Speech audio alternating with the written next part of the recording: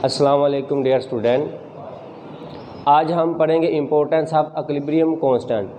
Equilibrium constant किसको कहते हैं? के सी को कहते हैं। अगर हम रिलेशनशिप लिखते हैं किसके दरमियान में, प्रोडक्ट और रिएक्टेंट के दरमियान में रिलेशनशिप लिखते हैं, इसको हम क्या कहते हैं? के सी।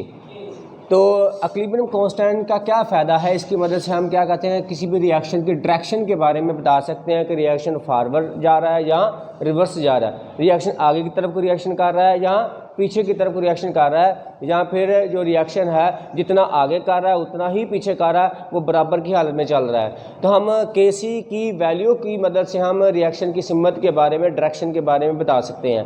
तो देखो मैंने लिखा ये रिएक्शन, अगर ये दोनों गैसें हाइड्रोजन और आयोडीन गैस से रिएक्शन करती है तो हाइड्रोजन आयोडाइड बनता है, और इसकी जो के सी की वैल्यू होती है 57, ठीक है ना, किस टेम्परेचर पर? 700 केल्विन टेम्परेचर पर। और ये इक्विलिब्रियम कांस्टेंट की वैल्यू है, ठीक है ना, इस टेम्परेचर पर जब रिएक्शन बराबर होगा फॉरवर्ड और रिवर्स। तो हम कहते हैं कि बाद अब हम क्या कहते हैं कि के सी की वैल्यू हमने पहले से निकाली जब इक्वल की हालत में रिएक्शन था, लेकिन हम क्या करते हैं दोबारा रिएक्शन अगर करवाते हैं तो हम इस रिएक्शन के अंदर देखो हमने एक बीकर लिया, उसके अंदर हमने हाइड्रोजन भी डाल दी, आयोडीन भी डाल दी, और हाइड्रोजन आयोडाइड बनना शुरू हो जाएगा। तो सारी चीज़ें इसके अंदर होंगी, तीनों रिएक्शन शुरू हो गया। जब रिएक्शन शुरू हो गया तो हमने क्या किया, अभी रिएक्शन को इक्विलिब्रियम हालत की हालत में पहुँचने नहीं दिया, इक्विलिब्रियम की हालत में पहुँचने नहीं दिया, बल्कि पहले ही इसमें से इसकी मकदारें निकाली, हाइड्रोजन की मकदार निकाली, आयोडीन की निकाली और हाइड्रोजन आयोडाइड की मकदार निकाल ली। कब निकाली? Withdraw concentration at T time, यानी किसी भी 1 सेकंड बाद या 2 सेकंड बाद या 1 मिनट बाद किसी भी टी टाइम में हमने इनकी कंसंट्रेशन निकाल के इनकी मकदारें निकाल ली, और निकाल के इनको लिख दिया इक्विलिब्रियम कांस्टेंट एक्सप्रेशन में। इक्विलिब्रियम कांस्टेंट एक्सप्रेशन किसको कहते हैं? जिसमें हम प्रोडक्ट ऊपर लिखते हैं और रिएक्टेंट नीचे लिखते हैं, ठीक है।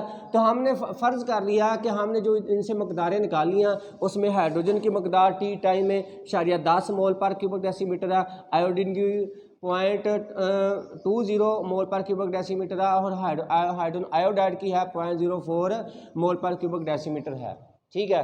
तो हमने इन मकदारों को इक्विलिब्रियम कांस्टेंट के अंदर रख दिया।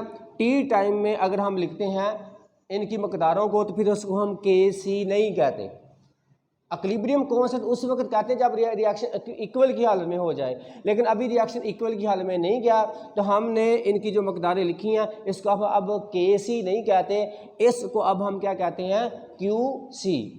जब हम रिएक्शन इक्विलिब्रियम की हालत में ना जाए तो उस वक्त अगर मकदारें हम इक्विलिब्रियम कांस्टेंट के एक्सप्रेशन में लिखते हैं तो उस वक्त इस वैल्यू को हम क्यू सी कहते हैं। क्यू सी किसको कहते हैं? Reaction quotient. जब हमने इनकी मकदारें लिखी इक्विलिब्रियम एक्सप्रेशन में, देखें प्रोडक्ट की और रिएक्टेंट की, और इसका जवाब कितना आया? 8। यहाँ के सी का जवाब कितना था? 57। जब हमने टी टाइम में इनकी मकदारें निकाली तो वो आई 8, यानी हमने रिएक्शन को अभी बैलेंस होने नहीं दिया था, पहले निकाल ली थी। अब हमें कैसे पता चलेगा कि रिएक्शन आगे की तरफ को जा रहा है या पीछे की तरफ को जा रहा है? तो देखें मैंने यहाँ मज़ीद एक्सप्लेन किया कि के सी में हम प्रोडक्ट ऊपर लिखते हैं, रिएक्टेंट नीचे लिखते हैं।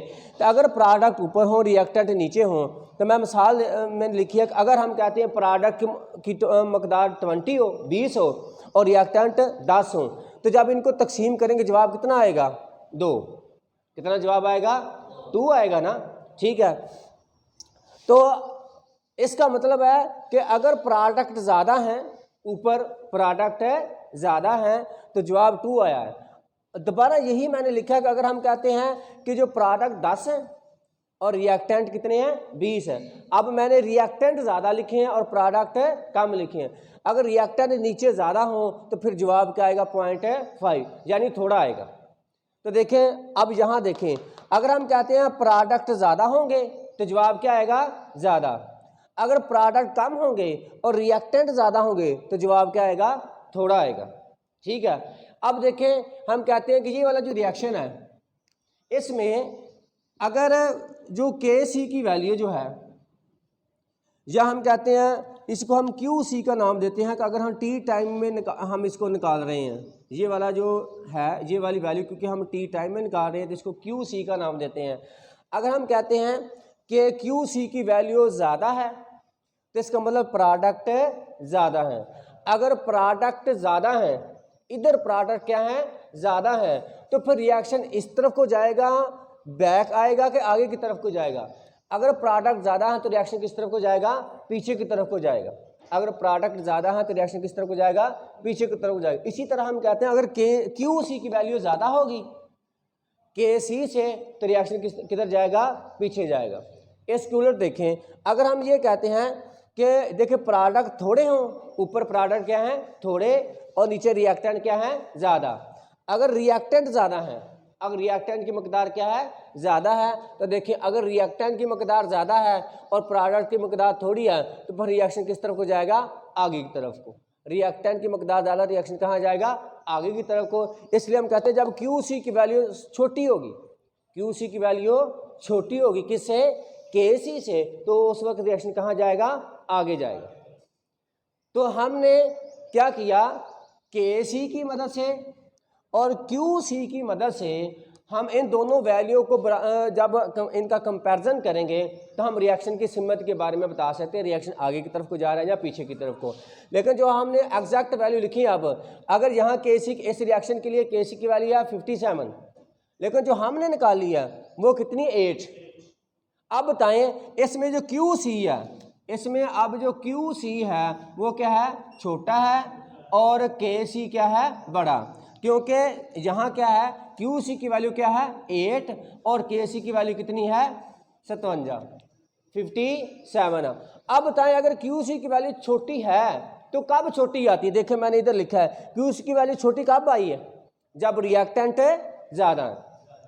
जब क्यू सी की वैल्यू छोटी कब आई है, जब रिएक्टेंट ज़्यादा है। नीचे रिएक्टेंट ज़्यादा, नीचे बड़ी वैल्यू होगी तो जवाब छोटा आएगा। जब रिएक्टेंट ज़्यादा है तो देखिए यहाँ रिएक्टेंट अगर ज़्यादा होंगे तो रिएक्शन किस तरफ को जाएगा, आगे की तरफ को। रिएक्शन किस तरफ जाएगा, आगे की तरफ को। इसलिए हम कहते हैं अगर क्यू सी की वैल्यू क्या हो, छोटी हो के सी से, तो रिएक्शन कहाँ जाएगा, फॉरवर्ड जाएगा। रिएक्शन कहाँ जाएगा, फॉरवर्ड।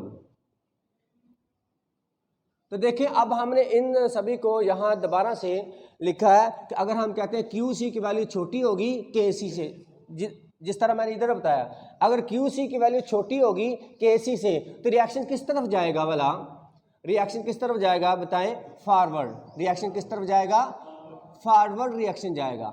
रिएक्शन फॉरवर्ड होगा, रिएक्शन क्या होगा, फॉरवर्ड। इसके उलट अगर क्या हो, के सी की वैल्यू छोटी हो और क्यू सी की वैल्यू बड़ी हो। अब देखें क्यू सी की वैल्यू बड़ी कब आती है, देखें जब प्रोडक्ट ज़्यादा, जब प्रोडक्ट क्या है, ज़्यादा।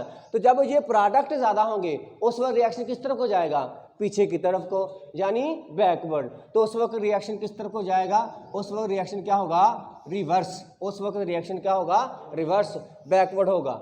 लेकिन अगर हम कहते हैं कि दोनों की वैल्यू बराबर हो, इसकी वैल्यू अगर 57 है और इसकी वैल्यू भी 57 हो, तो फिर रिएक्शन क्या होगा, बराबर होगा। जितने रिएक्टेंट होंगे, अगर मैं कहता हूँ देखें दोनों की वैल्यू 10 है, इसकी वैल्यू भी 10 है, तो जवाब क्या आएगा, अगर 1 आएगा तो दोनों बराबर हैं।